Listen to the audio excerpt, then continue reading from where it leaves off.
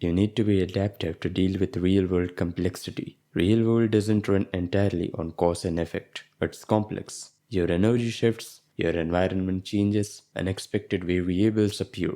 Solve complexity. You might have probably tried productivity hacks before. Pomodoro timer, 5 a.m. morning, or do your most important thing first in the morning. Maybe they worked for a week, or maybe two. But sooner or later, you get back to your old habit patterns. You miss one day, your schedule fails, your motivation drops, and you're back to square one. Productivity hacks often operate on a hidden assumption that life is complicated, not complex. And though they may sound identical, they are different. Let me explain. Complicated systems are predictable and solvable with expertise, like a complex machine with many parts where cause and effect is linear. If you follow the right steps, you'll get to a specific outcome. Building a car engine is complicated. Filing taxes is complicated. Or as simple as solving a Rubik's Cube is complicated. If you follow the right steps, you'll get to the right outcome. Complicated systems require expertise, precision, and methodical effort. That is a predefined structure or plan that can move you towards their solution. But if you think about it, life is not actually complicated. It's complex. Think of relationships, energy, creativity, or your whole life in general. These are complex systems where cause and effect aren't always linear. Complex systems are unpredictable, emergent, and reactive, like ecosystems or cities, where the interactions create new unforeseeable events. Complicated means many but predictable components. Complex also means many but unpredictable components. This is why productivity hacks fail. They are rigid solutions designed for a complicated and predictable environment. But most of the challenges that we face are not complicated, they are complex and unpredictable. In order to navigate through a complex life, you need to think in systems, adapt to changing conditions, and experiment. Winners solve complexity. Because as of now, a predictable world doesn't exist. A productivity tip might say turn off your phone, remove distractions and you'll concentrate. Focus depends on your sleep, emotional state, stress levels, and even what you ate for your lunch. You might follow the tip perfectly, but still end up distracted because focus is an emergent property of a whole system.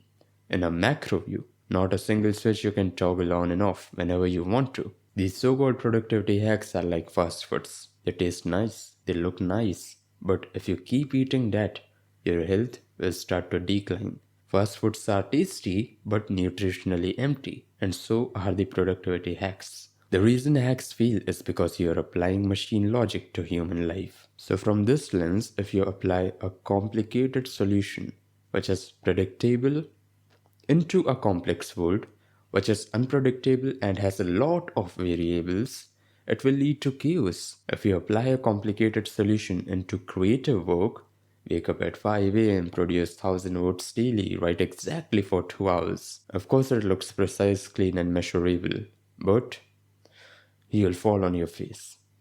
I'm not advocating that you don't need a plan, progress won't happen. Of course, you need structure. If you consistently keep showing up for a particular thing, progress is inevitable.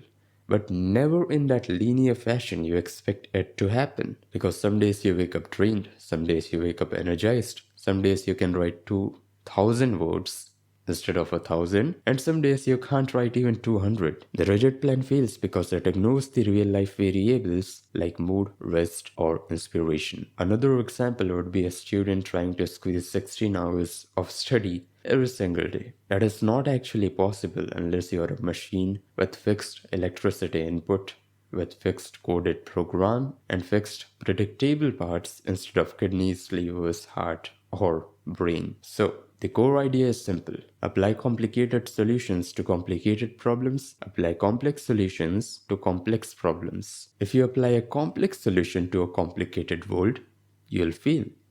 Relationships, work, life, all are complex systems. Rigid structures ignore variability like energy, mood, or environment. Linear cause effect thinking breaks down in complex systems. One size fits all strategies rarely work in dynamic context. So let me give you a declaration. From now, you don't need to watch another productivity hack video because life cannot be lived on hacks. Hacks assume predictability, which is good for complicated and predictable tasks, but most of life is, I'll say again, complex.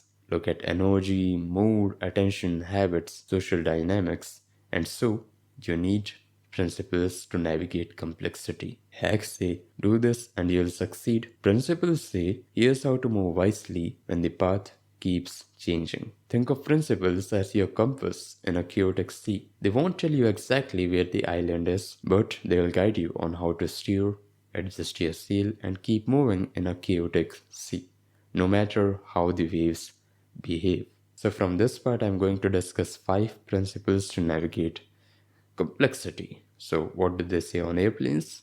Please fasten up your seatbelts. Principle 1. Use feedbacks over formulas. Rigid formulas fail because they assume a predictable world, a machine like world. But you are not a machine, you are a human, you are running on a complex world. You are a complex system made of shifting variables. Your body, your mind, your energy, all of them keep fluctuating. Some days you can write 2000 in flow, some days you can't write even 200. So if you are following a rigid formula, write 1000 words daily, you'll fall on your face. You need to understand feedback. Feedback is about reading signals, adapting, and staying responsive. Writers know this well.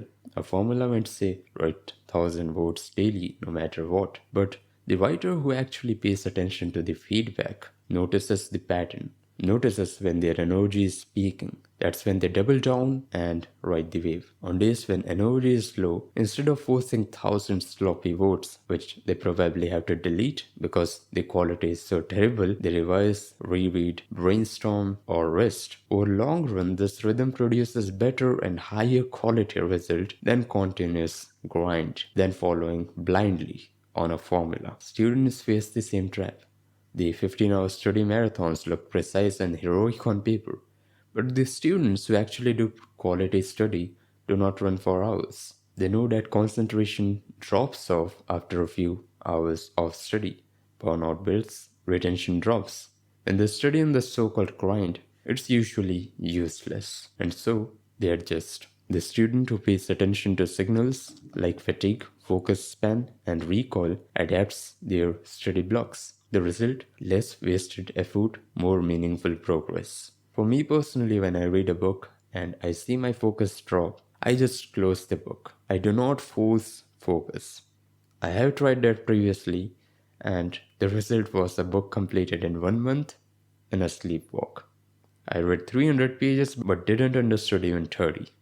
So the point is simple. Formula assumes predictability, feedback assumes reality. You're not living a linear, predictable life. You're navigating complexity. Don't force formulas. Listen, respond, adapt. Principle 2. Experiment at small scale at first. So here's an analogy that will make it clear. Life is not a highway where you can find out the map and move precisely. It's more like a forest, a jungle, where you have to move, see what happens, adapt, and keep moving. If you have a goal, you don't need a mega plan because you haven't seen the complexities or the challenges you're going to face in the journey, and you'll never get to see that. You need to move, see what happens, adapt, and move again. In study, it could be to test study blocks, methods of study, or note taking format. In writing, it could be to test writing structures, tone, and style. In business, it could be to test a product at small scale to check if the product has demand.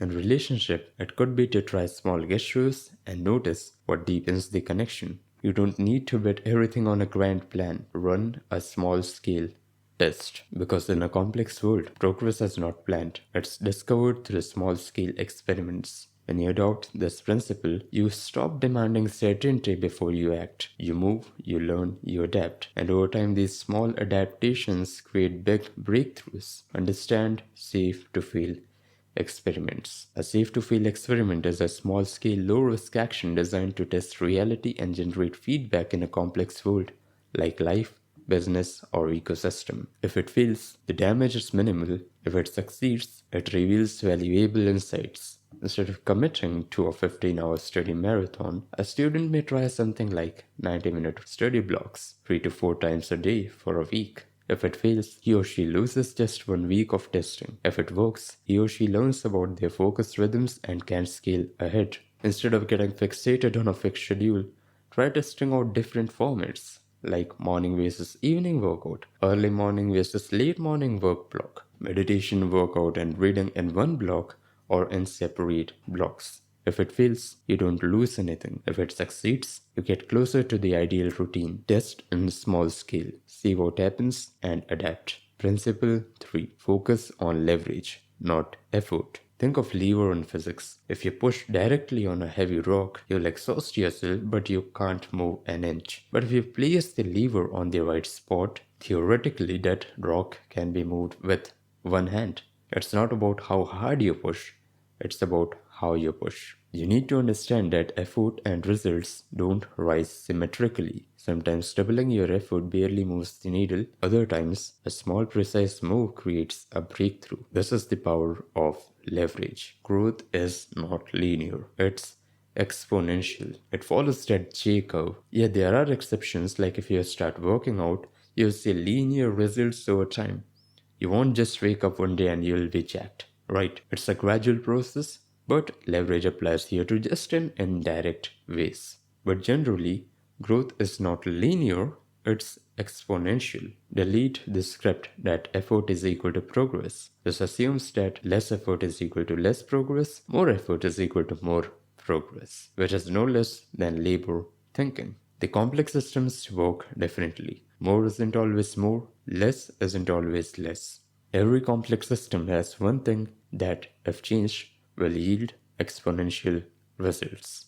A student may discover that he or she studies 3 times more given the same hours during early mornings. A writer may discover that he or she writes better at certain times of the day, or changing your work environment might double your focus more than doubling your hours. And leverage is personal. You need to find your leverage. Find one thing that, if changed, will lead to disproportionate results, where results are greater than effort. So instead of asking, how can I do more, ask, where can I place the lever so that less effort lifts more weight. Principle 4. Control is limited. See patterns. In a complex world, control is often an illusion. The harder you try to force outcomes, the more you clash with reality. Complex systems, whether it's your creativity, relationships, or work, produces outcomes that you can't be fully certain about. Control is limited. You need to see patterns over time. For better understanding, if you look at isolated events, they look random. But if you zoom out over weeks or months, you'll see recurring patterns. For example, if you want to learn about your mood, write it down. When you feel calm, when you feel angry, when you feel stressed, when you feel anxious, and what makes you feel those emotions. Over time, you'll see, over weeks and months, you'll see there are specific patterns that you actually follow. If you want to track your work, note down your peak focus hours and hours when you can't focus. If you want to track sleep, note down your sleep wake up time, observe your energy levels each day, and you'll find patterns. Because although the complex systems are unpredictable, they have a pattern. And most times the outcome doesn't come from isolated events. If you can't focus, then it doesn't necessarily mean that you're distracted. It could be a mix of distractions, poor eating habits, or poor sleep, all contributing to loss of focus. If you don't see patterns, you'll misdiagnose your struggles. You'll call yourself lazy when it's really poor sleep. You'll think you lack motivation when it's just bad energy rhythms. So how to track all these? For this purpose, I'm building an advanced AI integrated Notion template which tracks your sleep, work, mood, physical movement, meditation, screen time, and provides a detailed graph for each. So you can see patterns that matter. So getting back, accept uncertainty, observe patterns, and respond intelligently. Principle 5.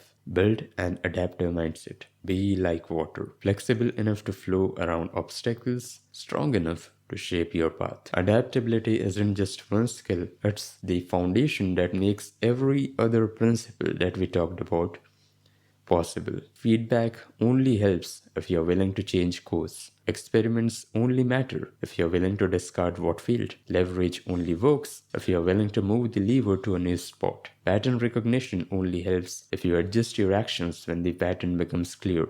If you can't adapt, you can't grow. If you're fixated at 1 hour rigid workout, 6 days a week plan, travels, late nights, sleep routines, or any external event may disrupt. Not me, it will disrupt your plan. But if you keep it adaptive, something like I'll do a mini workout that will just take me 10 minutes when I'm traveling or when I have less time. You'll be more consistent. And I don't have to actually prove it. I have been doing it from the past 5 years. At first, I used to get frustrated over missed workouts that happened due to external events. So, with time, I built my own workout that just took me 10 minutes, and that I can do no matter if I'm traveling, if I'm at my relative's home, or if I have fever. This genuinely helps. If you're fixated at 10-hour per day study routine, you'll unnecessarily burn out. If you adapt observing your energy and external events, you will outlast. On days when you feel energetic, you double down on work. On days when you can't, you revise. And surprisingly, this gives better results over the long run. Adaptability beats rigidity. Your mind is the ultimate leverage tool. Discipline without adaptability is stubbornness. Navigating complexity is complex but necessary, or else you'll be stuck moving rocks that don't move. Life isn't a checklist. It's not something you can find out once and then execute. Life is a living, complex, dynamic system. Look at one area of your life, work, health, relationship, or studies, where you have been treating a complex system as if it's complicated. Where have you been forcing certainty instead of discovering it step by step? Because that one step from control to observation can change the entire course of your life, can change the entire way you navigate your life. Identify the system. Is it complicated or complex? Experiment and observe. Adapt and evolve. Iterate until you find what works in your unique context. That's it. To support my work, join the community of like minded individuals who value growth. I appreciate you invested your time here for growth. See you soon. Ta-da.